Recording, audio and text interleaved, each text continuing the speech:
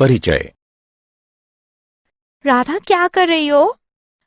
वाह, ये तो बहुत सुंदर है। तुमने इसे कैसे बनाया? मैंने इसे प्रकार और पेंसिल की सहायता से बनाया।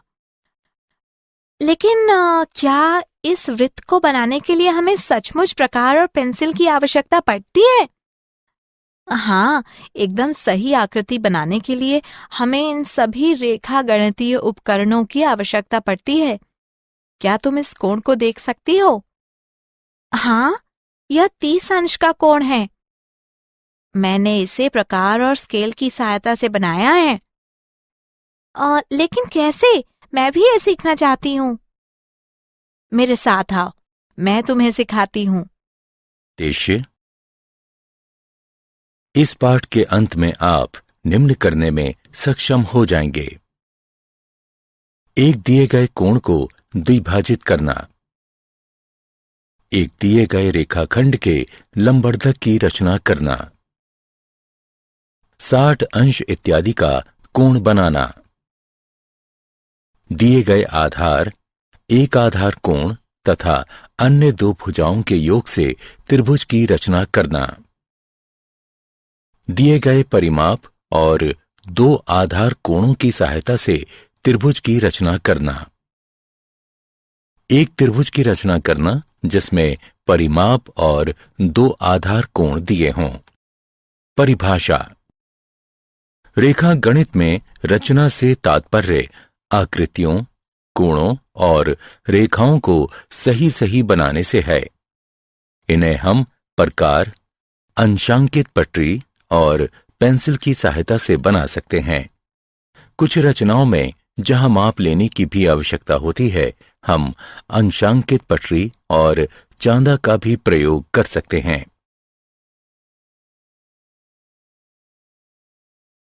एक दिए गए कोण का समद्विभाजक।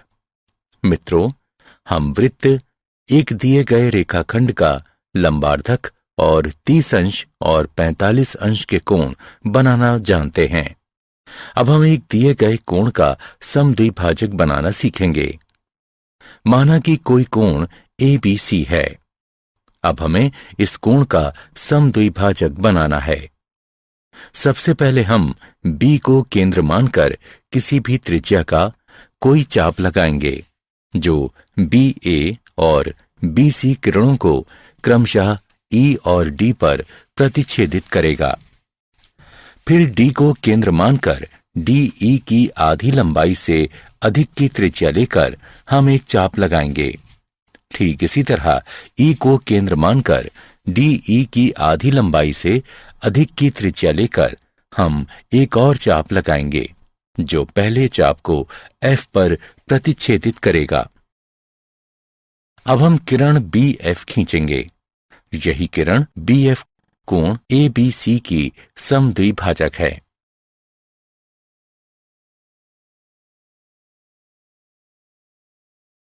हम कैसे कह सकते हैं कि BF एक कोण समद्विभाजक है? चलिए इसे सिद्ध करते हैं। DF और EF को मिला दीजिए। अब त्रिभुजों BEF और BDF में BE बराबर BD, क्योंकि ये एक ही चाप की त्रिज्या हैं। EF बराबर DF, क्योंकि ये भी बराबर त्रिज्या की चाप हैं। BF बराबर BF, जो कि दोनों में है। इसलिए SSS समरूपता नियम के अनुसार त्रिभुज BEF सर्वांग है त्रिभुज BDF के, जिससे हमें कोण EBF बराबर कोण DBF प्राप्त होता है। इसलिए BF एक कोण द्विभाजक है। दिए गए रेखाखंड का लंबार्धक। अब हम एक दिए गए रेखाखंड के लंबार्धक की रचना करना सीखेंगे। एक रेखाखंड AB है। हम इसके लंबार्धक की रचना करना चाहते हैं। रचना के चरण। सबसे पहले A को केंद्र मानकर AB की लंबाई के आधे से अधिक की त्रिज्या लेकर रेखाखंड AB के दोनों ओर एक एक चाप लगाइए। ठीक इसी तरह B को केंद्र मानकर उसी त्रिज्या के एक एक चाप रेखाखंड ए बी के दोनों ओर लगाइए, जो पहले वाले दोनों चाप को क्रमशः P और Q पर प्रतिच्छेदित करेगा। अब PQ को मिला दें। PQ AB को M बिंदु पर प्रतिच्छेदित करेगी। यही रेखा PMQ रेखाखंड AB की अभीष्ट लंबार्धक है। चलिए सिद्ध करते हैं कि PMQ रेखाखंड AB का लंबार्धक है। A और B को P तथा Q से मिलाकर AP, AQ, BP और BQ बनाइए।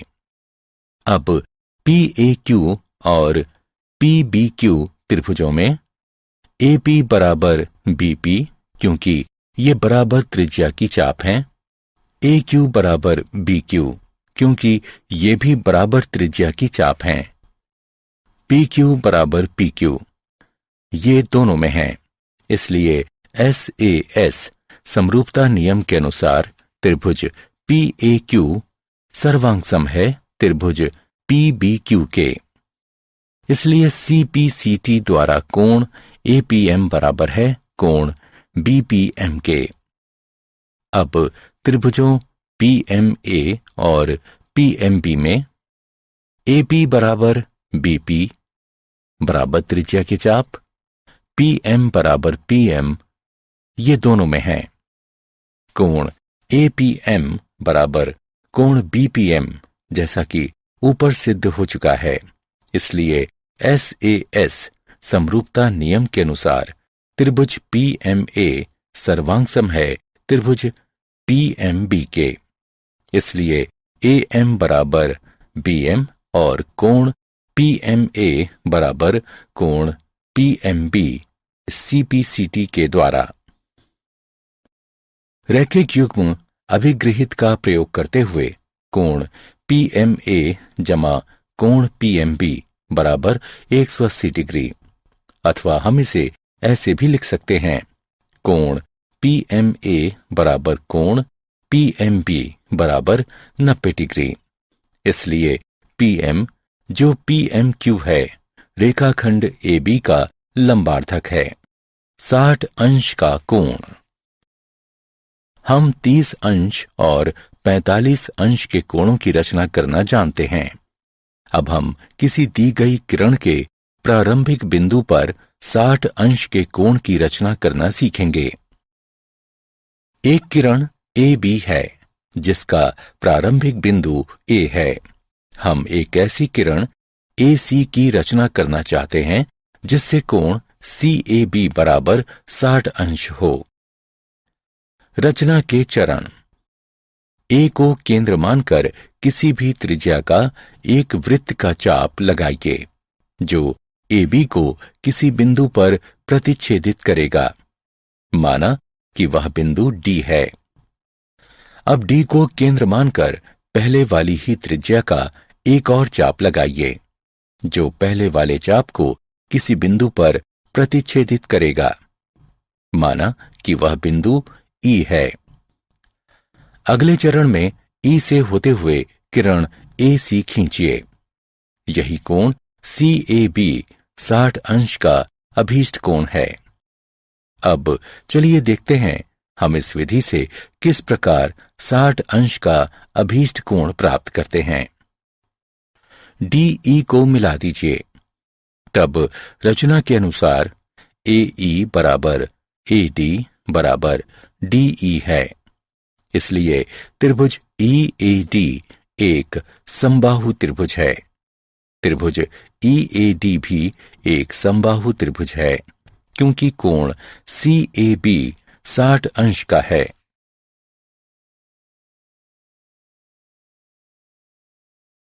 एक त्रिभुज की रचना।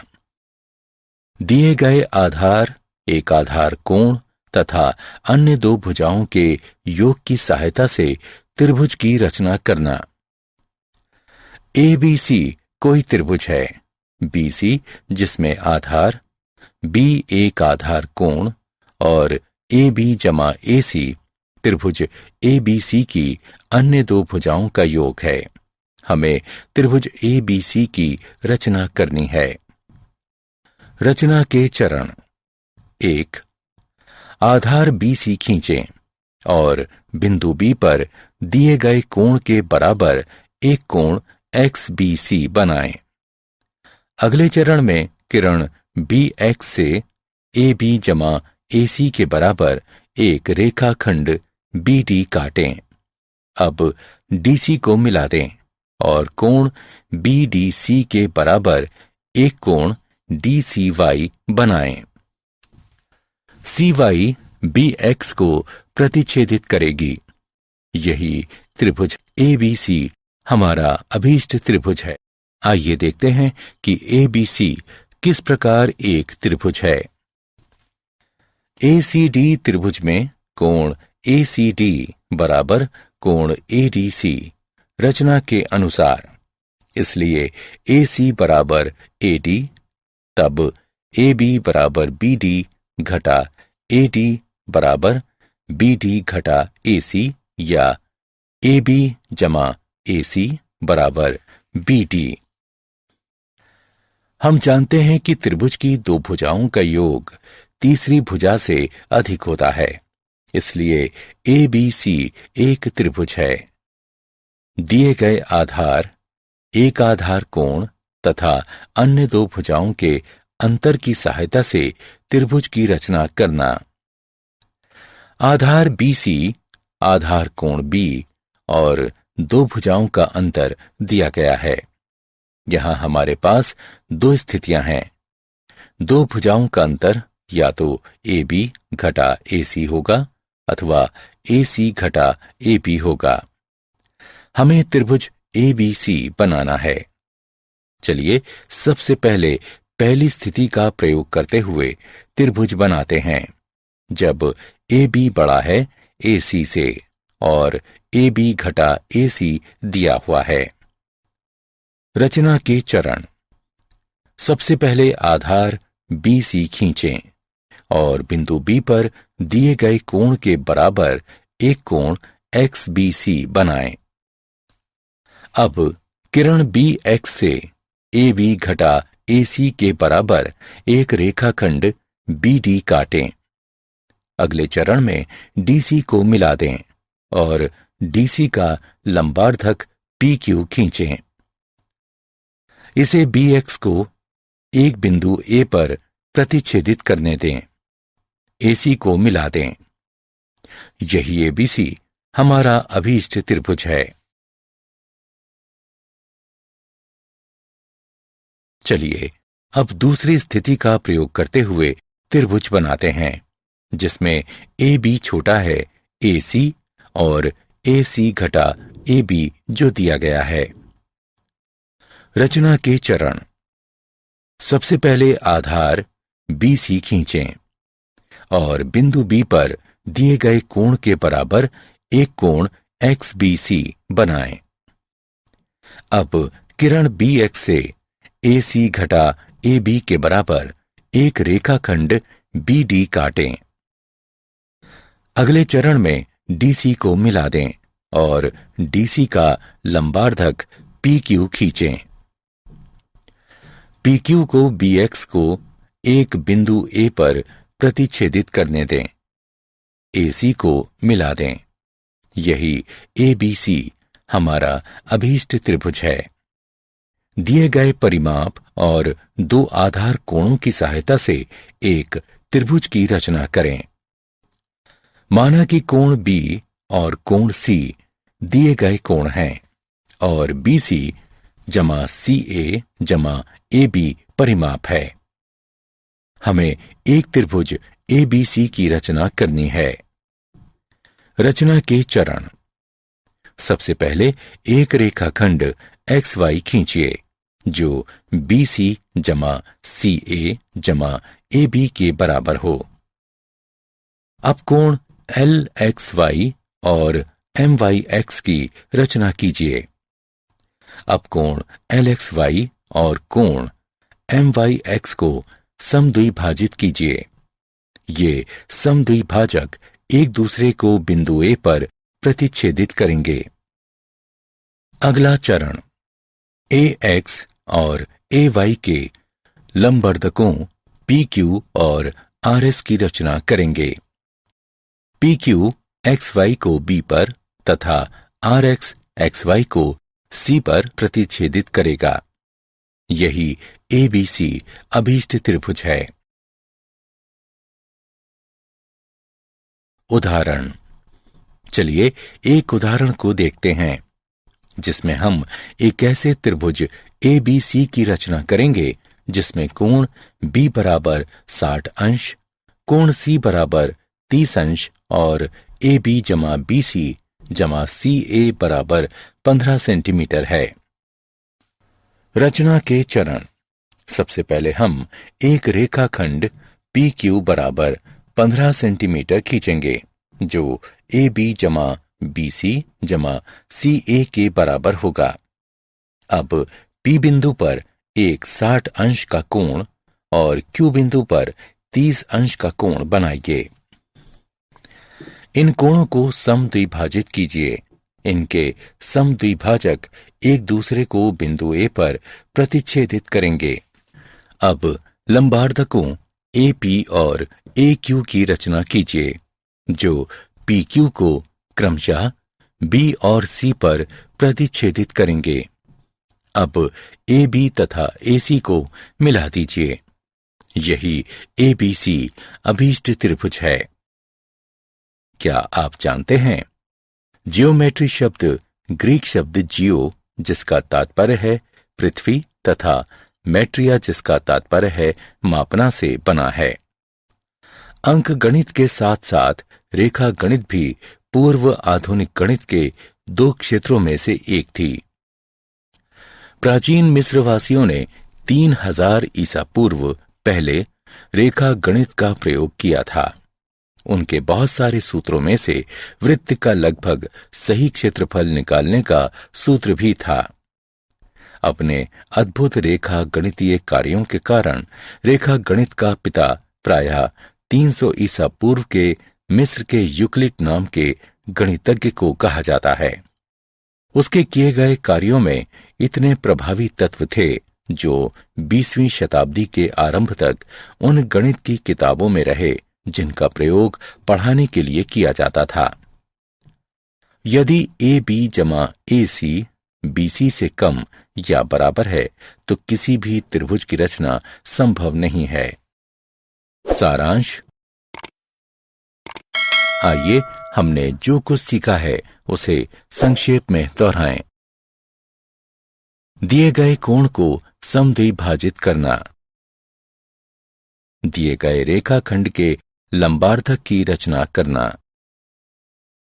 दिए गए कोण की रचना करना, दिए गए आधार एक आधार कोण तथा अन्य 2 भुजाओं के योग की सहायता से त्रिभुज की रचना करना, दिए गए आधार एक आधार कोण तथा अन्य 2 भुजाओं के अंतर की सहायता से त्रिभुज की रचना करना, दिए गए परिमाप और 2 आधार कोणों की सहायता से एक त्रिभुज की रचना करना।